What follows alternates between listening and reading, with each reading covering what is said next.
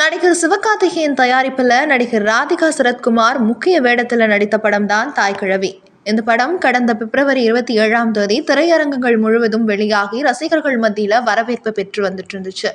இது தொடர்ந்து மதுரையில பின்னணி பெண்களை குறி வச்சு அவங்களுடைய முன்னேற்றத்திற்காக எடுத்த படம் அப்படின்றதையும் குறிப்பிட்டிருக்காங்க. இந்த படத்திற்காக ராதிகா தனது லுக்கையே மாத்திருக்காங்க அப்படின்ற மாதிரியும் சொல்லியிருக்காங்க. அது மட்டும் இல்லாம லுக், நட, பேச்சு, உடை எல்லாத்தையுமே மாத்திருக்காங்க அப்படின்றதையும் பார்க்கும்போது தெரியுது. இந்த படம் 75 நாட்கள்ல கடந்து வெற்றிகரமா ஓடிட்டு இருந்த சமயத்துல தற்போது 75 நாட்கள்ல இந்த படம் மொத்தமா 90 கோடிக்கு மேல வசூலிக்கப்பட்டிருக்கு அப்படின்றதையும் குறிப்பிட்டிருக்காங்க. 2026 வருடத்துல வெளியான படங்கள்ல மெகா பிளாக் பஸ்டர் படமாகவே இந்த தாய்க்கிழவி படத்தை பார்க்கப்படலாம் அப்படின்ற மாதிரியும் சொல்லியிருக்காங்க.